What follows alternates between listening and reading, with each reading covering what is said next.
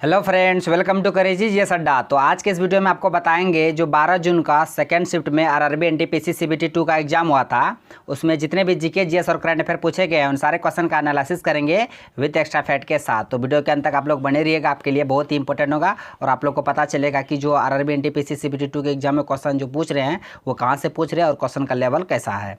तो चलिए शुरू करते हैं। पहला क्वेश्चन है कि इसरो भारतीय के भारत का आन बान शान ISRO Indian space research organisation द्वारा 2021 में PSLV C51 द्वारा किस उपग्रह को लॉन्च किया गया।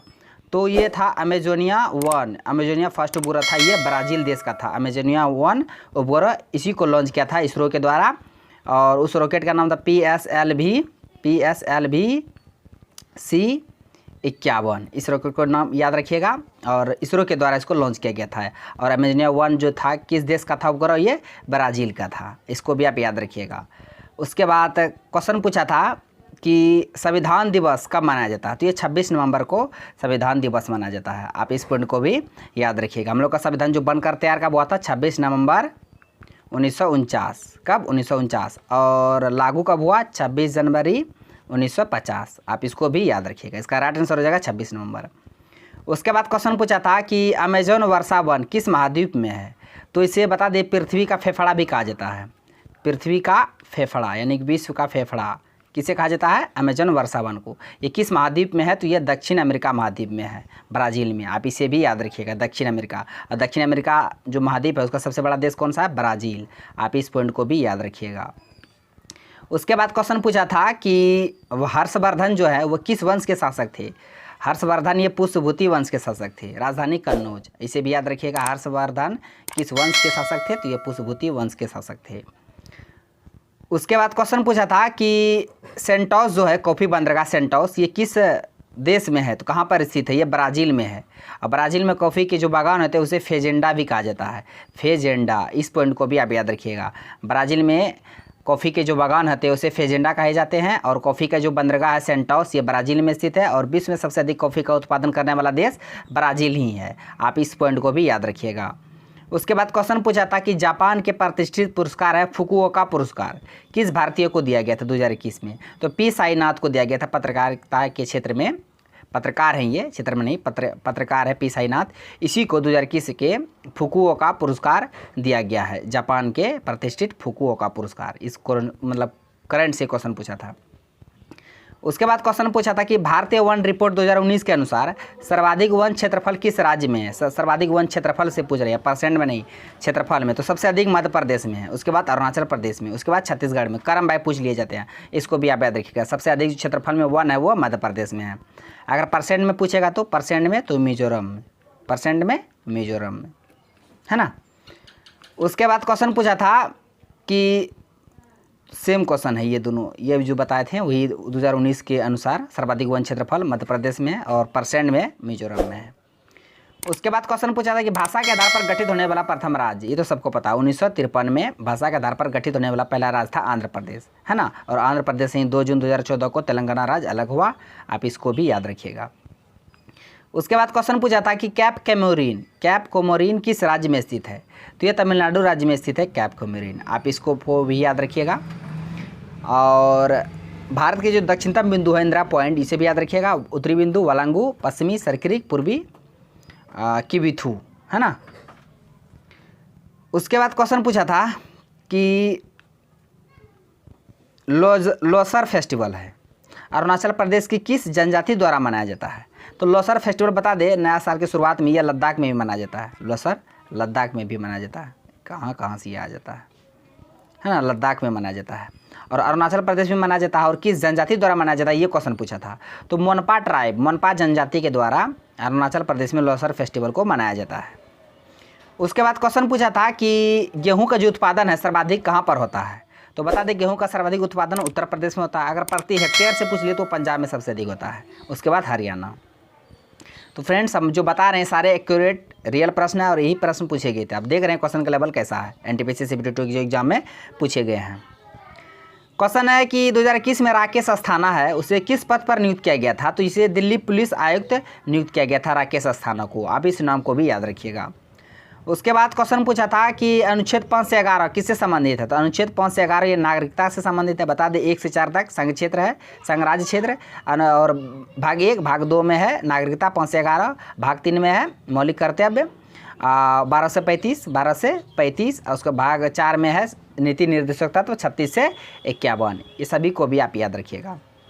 उसके बाद क्वेश्चन पूछा था कि निम्न में से सबसे दुर्बल अम्ल कौन सा है, तो नाइट्रिक अम्ल दिया हुआ, हाइड्रोक्लोरिक है, H2SO4 है, सल्फ्यूरिक अम्ल है, एसिटिक अम्ल है। इसमें सबसे जो दुर्बल अम्ल है वो एसिटिक अम्ल है ना, ये सभी प्रबल अम्ल है।